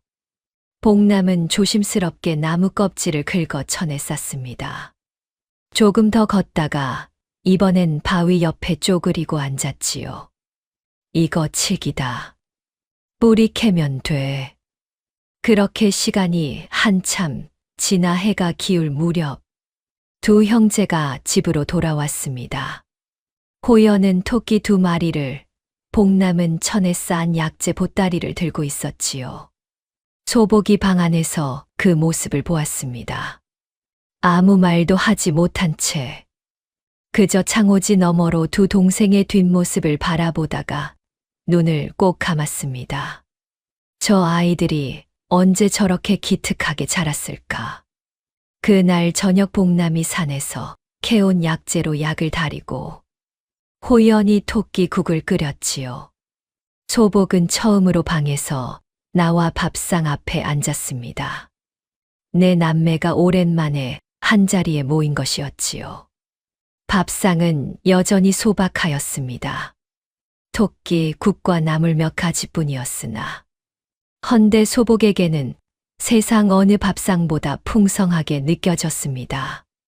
한동안 아무 말 없이 먹는데 막동이가 숟가락을 내려놓으며 천천히 입을 열었습니다. 있잖아. 3 사람이 막동이를 바라보았습니다. 막동이는 숟가락을 손으로 만지작거리며 말을 이었지요. 호연이 형아가 잡아온 토끼 있잖아. 그거 장터에 팔 수 있지 않아? 호연이 눈썹을 올렸습니다. 팔아. 응. 우리가 먹고 남은 거 있잖아. 그리고 복남이 형아가 산에서 캐온 풀떼기들 있잖아. 약재 만들고 남은 거. 그것도 팔 수 있지 않을까. 복남이 고개를 갸웃하였습니다. 누가 살까? 아픈 사람들 약재상에 팔면 되지 않아? 아니면 장터에 내다 놓거나. 잠시 침묵이 흘렀습니다. 호연이 복남을 바라보았습니다. 복남이 또한 호연을 바라보았지요. 그리고 둘 다 막동이를 바라보았으니 5살짜리가 한 마리였습니다. 소복이 천천히 막동이를 바라보며 물었지요. 막동아, 그 생각을 언제 했느냐? 막동이가 어깨를 으쓱하였습니다. 호연이 형아가 토끼 잡아왔을 때부터 좋은 생각이다, 막동아. 장터에 한번 팔아보자. 막동이가 활짝 웃었습니다. 소복이 완전히 자리에서 일어난 것은 열흘이 지나서였습니다. 아직 얼굴에 핏기가 돌지는 않았지만 두 발로 서는데 어지럽지 않았지요. 소복은 그것으로 충분하다 여겼습니다. 의원댁 일을 더 이상 미룰 수 없었으니까요. 복남이 앞을 막아섰습니다. 아직 무리하면 안 돼. 약값이 남아있다. 내가 벌면 되잖아. 9살이 무슨 돈을 버느냐. 나 곧 10살이야. 소복이 피식 웃으며 복남의 머리를 쓰다듬었습니다. 걱정해줘서 고맙다. 다녀오마. 의원댁 문을 두드리자 의원 어른이 직접 나왔습니다. 소복을 보더니 눈썹이 올라갔지요. 이게 누구냐? 며칠째 안 오길래 어찌 된 것인가 했더니 죄송합니다. 몸이 좋지 않아 늦었습니다. 몸이 좋지 않았다고 어디가 어떻게 열병으로 쓰러졌습니다. 의원이 소복의 안색을 훑었습니다. 직업병이었지요. 열병이라면 보름은 누워 있어야 하는 법인데 어찌 이리 멀쩡하냐. 소복이 대답하였습니다. 동생이 약을 다려 주었습니다. 동생이 몇 살이냐? 9살입니다. 의원이 잠시 말을 잃었습니다. 9살짜리가 열병약을 다렸다고. 어른께서 쓰시는 것을 옆에서 보아왔던 모양입니다. 말린 생강에 칡뿌리, 쑥을 섞어 다렸는데 사흘 만에 열이 내렸습니다. 의원이 한동안 소복을 바라보았습니다. 그러다 천천히 고개를 끄덕였지요. 그 아이 한번 데려오너라. 데려오라 하시면 직접 가르쳐보고 싶다. 9살에 그 판단을 했다면 예사 아이가 아니니라. 소복은 잠시 말을 잃었지요. 어른께서 직접 가르치신다는 말씀이십니까? 그래. 내 나이가 많아 제자를 드릴 생각이 없었으나 그런 아이라면 이야기가 다르지. 의원이 소복을 바라보며 말을 이었습니다. 그리고 너는 약값은 더 이상 안 물어도 된다. 소복의 눈이 커졌습니다. 어른, 그것은 일도 줄여라.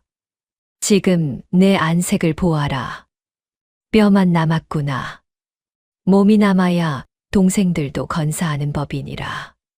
집으로 돌아온 소복은 한동안 마당에 서 있었습니다. 약값이 사라졌으니 매일 새벽 의원댁으로 달려가야 하는 일도 줄었습니다. 처음으로 조금 숨통이 트이는 것 같았지요. 복남을 불렀습니다. 복남아. 응. 의원 어른께서 너를 직접 가르치고 싶다 하셨다. 복남이 눈을 깜빡였습니다. 나를. 그래. 복남은 잠시 아무 말도 하지 못하였으나 그러다 두 볼이 천천히 빨개졌지요. 내일 같이 가자꾸나. 그리고 그날 오후였습니다. 소복은 막동이의 손을 잡고 장터로 향하였지요. 호연이 며칠간 잡아온 토끼 가죽 몇 장과 복남이 산에서 캐어 말린 약재 보따리를 들고 말이죠. 막동이가 소복의 손을 잡은 채 장터를 두리번거렸습니다. 누나, 저기다 펼치면 돼. 그래. 자리 잡아라. 막동이가 재빠르게 빈자리를 찾아 쪼그리고 앉았습니다. 보따리를 풀고 물건들을 하나하나 꺼내 늘어놓았지요. 그 솜씨가 어찌나 자연스럽던지 소복이 오히려 눈을 깜빡일 정도였습니다. 첫 손님이 온 것은 얼마 지나지 않아서였습니다. 나이 든 안악이 약재 보따리를 들여다보았지요. 이게 얼마요? 막동이가 눈을 깜빡이더니 막힘없이 대답하였습니다. 7뿌리 한 묶음에 2푼이요. 같이 사시면 1푼 드릴게요. 안악이 웃으며 말하였지요. 꼬마가 장사를 잘하네. 추운데 빨리 사세요, 아주머니. 안악이 웃음을 터뜨리며 돈을 내밀었습니다.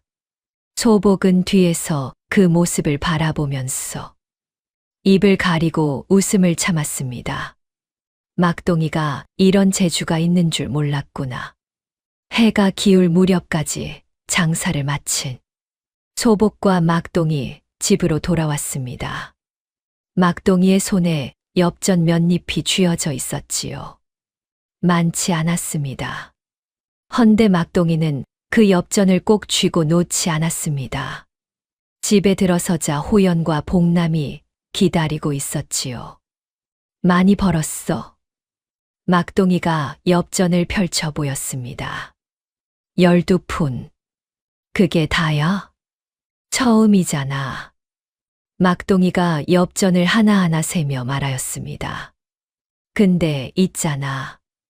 오늘 보니까 사람들이 뭘 사고 싶어 하는지 알 것 같았어. 호연이 코웃음을 쳤습니다. 5살이 뭘 안다고. 막동이가 고개를 들어 호연을 바라보았지요. 형아는 산에 가면 뭐가 어디 있는지 알잖아. 나는 장터 가면 그게 보여. 호연이 입을 다물었습니다.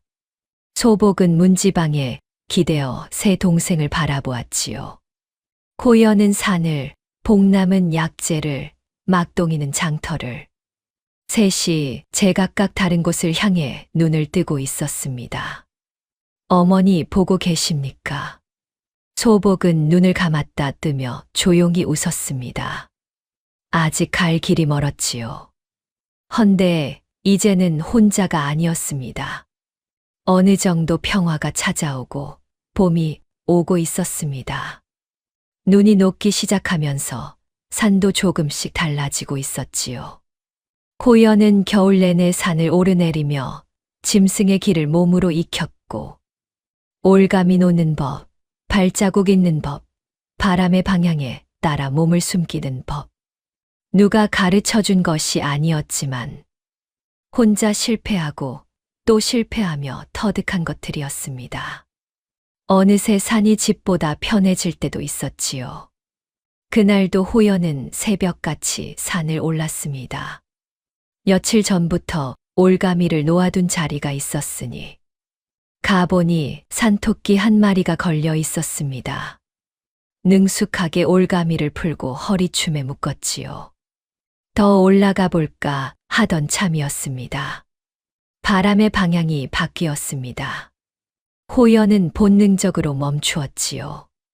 코를 킁킁거렸습니다. 짐승 냄새였습니다.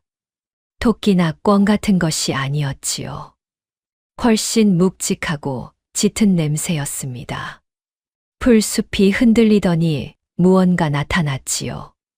어미 멧돼지였습니다.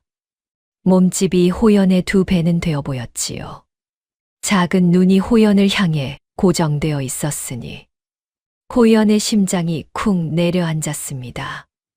도망쳐야 한다. 헌데 발이 움직이지 않았지요. 멧돼지가 땅을 긁기 시작하였습니다. 돌진하기 직전의 몸짓이었습니다. 멧돼지가 돌진하였습니다. 호연은 반사적으로 옆으로 몸을 던졌지요. 멧돼지가 호연의 옆구리를 스치며 지나갔으나 나무에 부딪히는 굉음이 났지요. 호연은 땅을 굴러 일어섰습니다.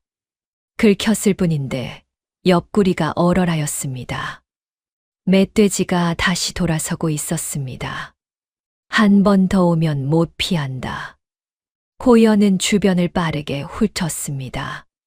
굵은 나무가 바로 뒤에 있었지요. 호연은 나무 위로 뛰어올랐습니다. 나뭇가지를 잡고 발로 박차고 있는 힘껏 올라갔지요. 멧돼지가 나무 아래에서 어금니를 갈며 울부짖었습니다. 나무를 들이받았지요. 가지가 흔들렸습니다. 호연은 나뭇가지를 두 팔로 껴안고 버텼습니다. 한 번, 두 번, 세 번 멧돼지가 나무를 들이받을 때마다 온몸이 흔들렸으나 호연은 이를 악물었습니다. 떨어지면 안 된다. 절대로. 얼마나 지났을까요? 멧돼지가 지쳤는지 울부짖음이 잦아들기 시작하였습니다. 한참을 으르렁대다가 이윽고 발소리가 멀어졌지요. 호연은 한참을 더 나무에 매달려 있었습니다. 멧돼지가 완전히 사라진 것을 확인한 뒤에야 천천히 내려왔지요. 땅에 발이 닿자 다리가 후들거려 호연은 나무의 등을 기대고 주저앉았지요. 한동안 그렇게 숨을 몰아쉬었습니다. 옆구리에 긁힌 자리가 욱신거렸지요. 손을 대보니 피가 조금 났습니다. 호연은 한참 멍하니 앉아 있었습니다. 심장이 아직도 두근거렸지요. 손이 떨렸습니다. 헌데 이상한 것이 있었으니 무서웠습니다. 분명히 무서웠지요. 헌데 그 무서움 안에 다른 것이 섞여 있었습니다. 가슴 한쪽에서 뜨겁게 끓어오르는 것이 두려움이 아니었지요. 더 강해지면 저것도 잡을 수 있겠다. 호연은 자신이 그런 생각을 하고 있다는 것을 깨달았습니다. 그리고 피식 웃었지요. 미친 것인지도 몰랐습니다. 헌데 그 생각이 멈추지 않았습니다. 집으로 돌아온 호연의 꼴을 본 소복이 눈을 크게 떴습니다. 옷이 찢겨 있었고 옆구리에 핏자국이 있었으니 놀란 소복이 달려왔습니다. 어떻게 된 것이냐? 멧돼지가 있었어. 멧돼지. 다행히 나무 위로 도망쳐서 살았어. 소복이 호연을 붙잡아 안치고 상처를 확인하였습니다. 복남이 약재를 들고 달려왔지요. 막동이는 문 앞에서 발을 동동 굴렀습니다. 형아, 죽을 뻔했어. 안 죽었잖아. 근데 왜 웃어? 소복이 상처를 닦으며 나지막이 말하였습니다. 다시는 그쪽으로 가지 마라. 호연이 소복을 바라보았습니다. 누나. 왜? 나 더 강해지면 저것도 잡을 수 있을 것 같아.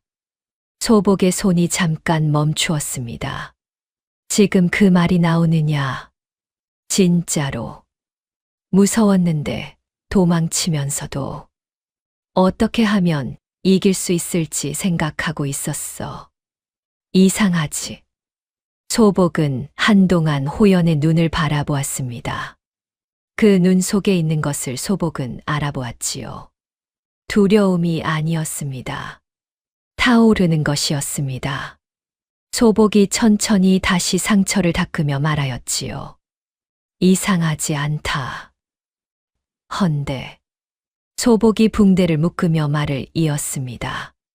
다음엔 위험하다 싶으면 바로 도망치거라. 호연이 입을 삐죽거렸지요. 계속 덤벼봐야 잡지.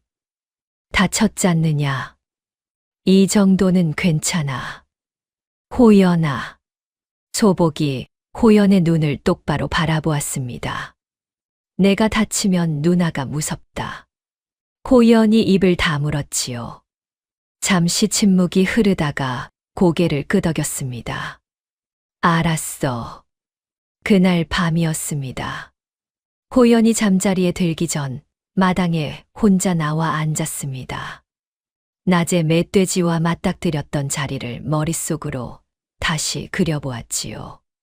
어디서 냄새를 맡았는지, 어느 방향으로 돌진했는지, 나무가 어디 있었는지 하나하나 되짚었습니다. 다음엔 달랐을 것이었습니다. 나무 위로 도망치는 것이 아니라 먼저 피할 자리를 봐두고 바람 방향을 읽고 돌진하는 순간을 기다렸다가 옆으로 빠지면서 급소를 노리는 것이었지요. 머릿속에서 그림이 그려졌습니다. 선명하게. 호연은 손을 쥐었다 폈습니다. 아직 떨렸습니다. 헌데 그 떨림이 두려움이 아니라는 것을 이제는 알았지요. 다음엔 내가 이긴다. 봄비가 내리던 날이었습니다. 복남은 매일같이 의원댁으로 찾아가 약에 대한 가르침을 받고 있었습니다. 복남이 의원댁으로 향하던 길에 의원 어른의 하인이 뛰어오는 것을 보았지요. 도련님, 마침 잘 됐소. 어서 가보시오. 어른께서 몸이 갑자기 안 좋으시다오. 복남이 발걸음을 빨리하였습니다. 의원댁에 들어서니 의원 어른이 방 안에 누워 계셨지요. 얼굴이 창백하였고 이마에 땀이 맺혀 있었습니다. 평소 꼿꼿하던 어른이 자리에 누워있는 모습이 복남은 처음 보는 것이었습니다. 어른, 어디가 불편하십니까? 의원이 눈을 뜨며 힘없이 웃었습니다. 복남이로구나. 늙으면 별 수 없다. 아침부터 어지럽고 기운이 없어. 언제부터요? 새벽부터. 복남이 의원의 손목에 두 손가락을 얹었습니다. 눈을 가늘게 떴지요. 의원 어른이 가르쳐 주신 맥 짚는 법이었습니다. 아직 서툴렀지만 분명히 느껴지는 것이 있었습니다. 맥이 약하고 느렸지요. 복남은 일어나 약재 선반으로 향하였습니다. 의원 어른이 눈으로 복남의 움직임을 따라갔지요. 복남의 손이 선반 위를 천천히 훑었습니다. 환기, 당귀, 감초 기운을 보하는 약재들이었지요. 의원 어른이 기력이 떨어진 환자에게 쓰던 것들을 떠올렸습니다. 헌데 손이 멈추었습니다. 환기 앞에서였지요. 맥이 약하고 어지럽다 하셨습니다. 거기에 오늘 봄비가 내리고 있었지요. 습한 날씨였습니다. 환기만으론 부족하다. 습을 다스려야 한다. 복남은 환기 옆에서 백추를 꺼냈습니다. 약을 다리는 동안이었습니다. 하인이 급히 들어왔지요. 복남 도련님, 큰일 났소. 마을 아랫집 아주머니가 갑자기 배가 아프다고 사람을 보냈는데 어른께서 이러시니. 복남이 하인을 바라보았습니다. 어떻게 아프다고 하던가요? 아침부터 배가 뒤틀린다 하고 열도 좀 있다 하오. 복남은 잠시 입술을 깨물었지요. 9살이었습니다. 혼자 환자를 보러 가는 것은 한 번도 해본 적 없는 일이었지요. 뒤에서 의원 어른의 목소리가 들렸습니다. 복남아. 네. 갔다 오너라.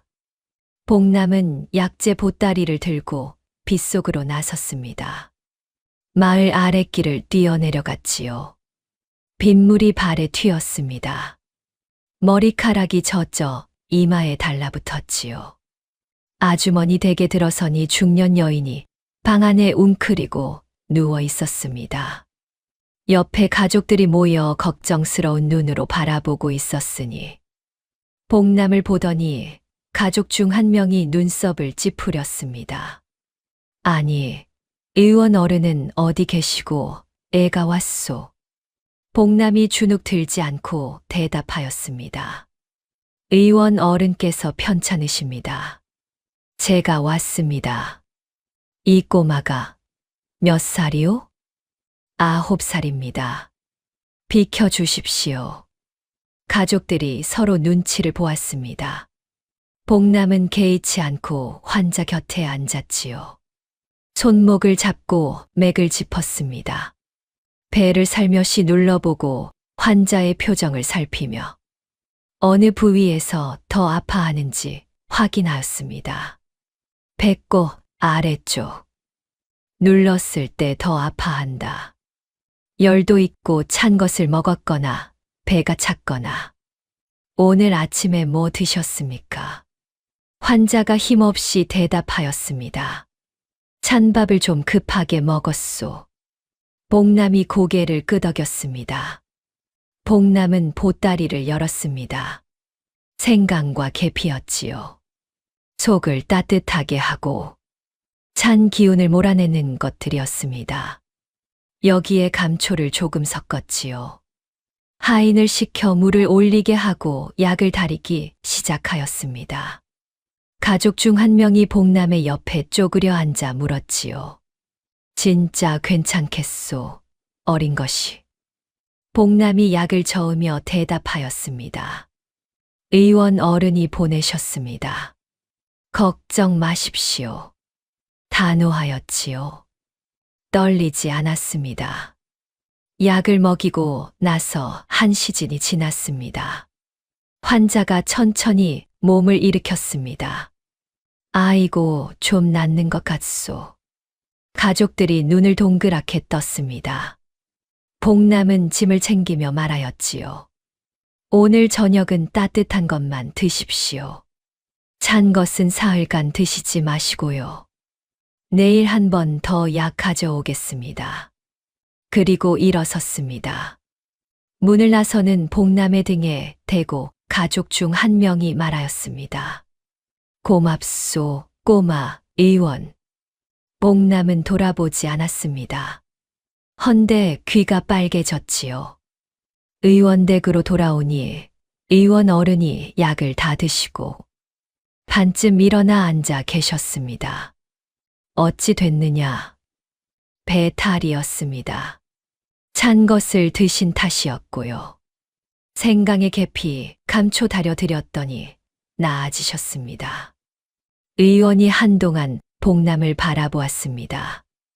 무엇을 쓸지는 어떻게 결정하였느냐? 맥이 약하고 배꼽 아래를 눌렀을 때 아파하셨습니다. 그리고 오늘 날이 습하고 찬 것을 드셨다 하시기에 속을 따뜻하게 하는 것이 맞다 싶었습니다. 의원이 천천히 고개를 끄덕였습니다. 한참 침묵이 흘렀지요. 복남아. 네. 너는 좋은 의원이 될 것이니라. 그날 저녁 집으로 돌아온 복남은 말이 없었습니다. 밥을 먹는 내내 조용하였지요.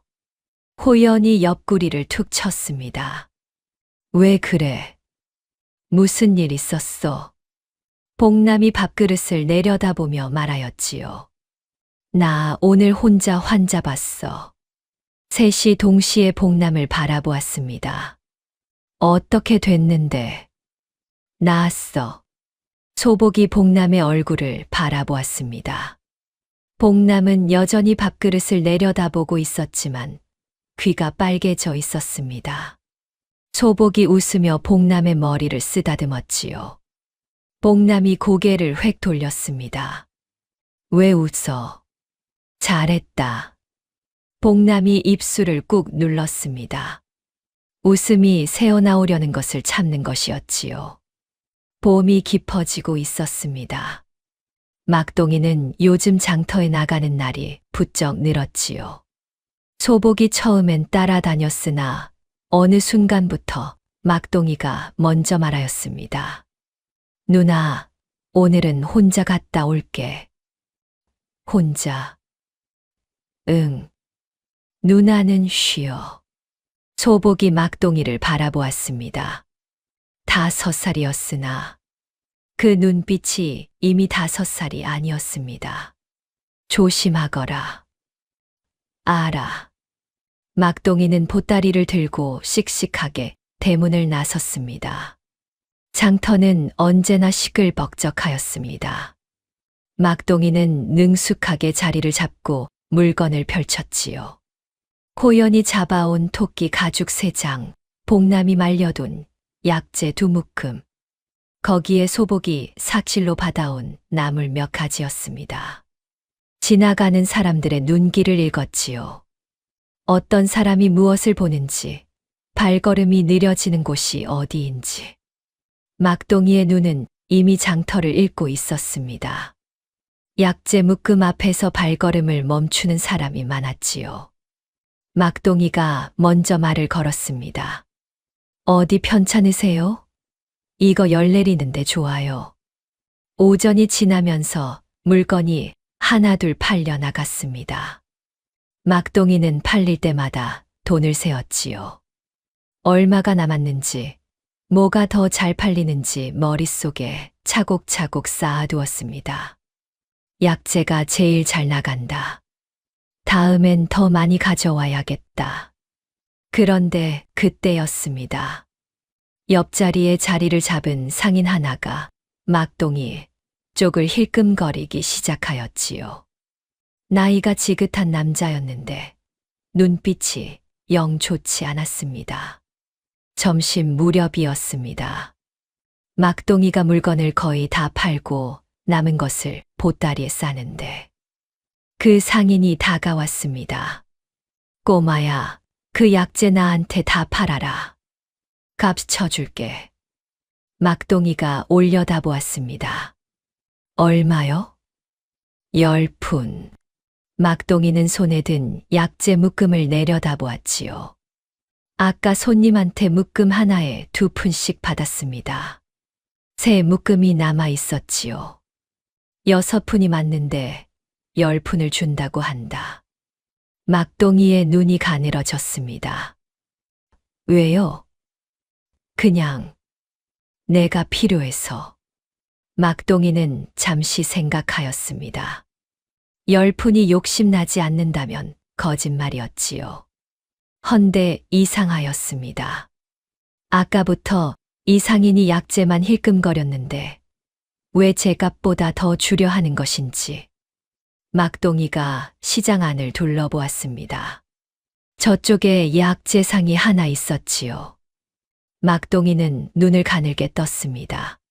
저기서 훨씬 비싸게 팔 수 있으니까 나한테 싸게 사서 되팔려는 거구나. 막동이가 상인을 바라보며 말하였습니다. 20푼 주시면 드릴게요. 상인의 눈이 커졌지요. 뭐? 꼬마가 지금 저기 약재상 가시면 훨씬 비싸게 사셔야 해요. 저한테 사시는 게 이득이에요. 상인이 눈을 부라렸습니다. 이 꼬맹이가 어디서 건방지게 15푼 하시면 드릴게요. 제가 양보하는 거예요. 상인이 막동이를 한참 노려보았습니다. 막동이는 눈을 피하지 않았지요. 5살짜리가 어른을 올려다보며 전혀 주눅 들지 않았습니다. 상인이 결국 코웃음을 쳤지요. 15푼이다. 돈이 막동이의 손에 떨어졌습니다. 막동이는 돈을 세었습니다. 15개. 틀리지 않았지요. 감사합니다. 집으로 돌아오는 길이었습니다. 막동이는 엽전 주머니를 꼭 쥐고 걸었지요. 오늘 번 것을 머릿속으로 다시 셈하였습니다. 약재 묶음 둘 4푼, 토끼 가죽 2장 6푼, 나물 3푼, 마지막 약재 15푼, 28푼이었습니다. 막동이는 걸음을 멈추고 하늘을 올려다보았습니다. 더 많이 벌 수 있었다.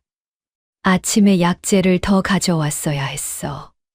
그리고 토끼 가죽은 묶어서 팔면 더 비싸게 받을 수 있었을 것 같아. 5살짜리의 생각이었습니다. 헌데 그 생각이 멈추지 않았습니다. 집에 돌아오자 새 식구가 기다리고 있었습니다. 막동이가 동전 주머니를 소복 앞에 내밀었지요. 28푼. 호연이 눈을 동그랗게 떴습니다. 어떻게 이렇게 많이 벌었어? 막동이가 오늘 있었던 일을 털어놓았습니다. 상인이 약재를 되팔려 했던 것, 약재상을 핑계 삼아 가격을 올린 것 듣던 호연이 웃음을 터뜨렸지요. 5살짜리한테 당한 거야. 그 아저씨. 내가 양보한 거야. 복남이 피식 웃었습니다. 막동이 무서운 놈이네. 한바탕 웃음이 지나간 뒤였습니다. 막동이가 소복의 옷자락을 잡아당겼지요. 누나, 왜? 나 있잖아, 돈이 좋아. 소복이 막동이를 바라보았습니다. 돈이 왜 좋으냐? 막동이가 잠시 생각하다 대답하였지요. 돈이 있으면 누나가 머리카락 안 잘라도 되고, 복남이 형아 약값도 걱정 안 해도 되고, 밥도 많이 먹을 수 있잖아. 소복은 아무 말도 하지 못하였습니다. 5살짜리가 하는 말이었지요. 헌데 그 말 안에 지나온 시간이 전부 담겨 있었습니다. 그래, 막동아. 돈은 좋은 것이니라. 바르게만 쓰면. 막동이가 고개를 끄덕이며 돈 주머니를 꼭 쥐었습니다. 나 나중에 엄청 많이 벌 거야. 진짜로. 그날 밤이었습니다. 내 남매가 나란히 누웠지요. 막동이는 돈 주머니를 손에 쥔 채 잠이 들었습니다. 소복은 잠든 새 동생의 얼굴을 하나하나 바라보았지요. 호연은 산에서 이미 짐승의 길을 잃고 있었습니다. 복남은 환자의 맥을 짚었지요. 막동이는 장터에서 어른을 상대로 흥정을 이겼습니다. 잘 자라고 있구나. 셋 다. 소복은 눈을 감았습니다. 어머니의 목소리가 떠올랐지요. 내 동생들 부탁하마 미안하다 소복아. 그 말이 이제는 무겁지 않았습니다. 시간이 얼마나 지났을까요? 16의 부모를 잃고 홀로 새 동생을 키우기 시작한 소복이 어느새 31가 되었습니다. 굶어 죽지 않으려고 머리카락을 팔았던 소녀가, 새벽부터 남의 집 일을 도맡았던 소녀가 이제는 한양에 자기 이름으로 된 집 한 채를 가지게 되었지요. 호연은 산속에서 혼자 짐승의 길을 잃던 13살짜리 아이에서 나라가 알아보는 무관이 되었습니다.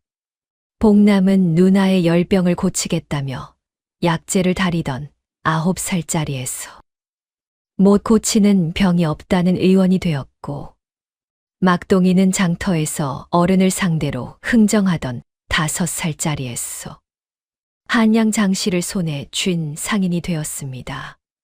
누가 가르쳐 준 것이 아니었지요. 살아남으면서 스스로 터득한 것들이었습니다. 소복은 그날 밤 마당에 서서 하늘을 올려다보았습니다. 어머니, 보십시오. 동생들이 무척 잘 자랐습니다. 부모가 없어도 됩니다. 형편이 넉넉하지 않아도 됩니다. 곁에 한 사람만 있으면 버티는 법을 배우고 버티다 보면 길이 생기는 법이지요. 소복에게 그 한 사람은 동생들이었습니다. 동생들에게 그 한 사람은 누나였지요. 그것으로 충분하였습니다. 서로가 서로를 버리지 않고 끝까지 버텼으니까요. 오늘 들려드릴 이야기는 여기까지입니다. 지금 이 순간 어디서 이야기를 듣고 계신지 댓글로 남겨주시면 그 공간의 작은 기적 같은 하루가 일어나기를 함께 바라겠습니다. 오늘도 찾아와 주셔서 감사합니다.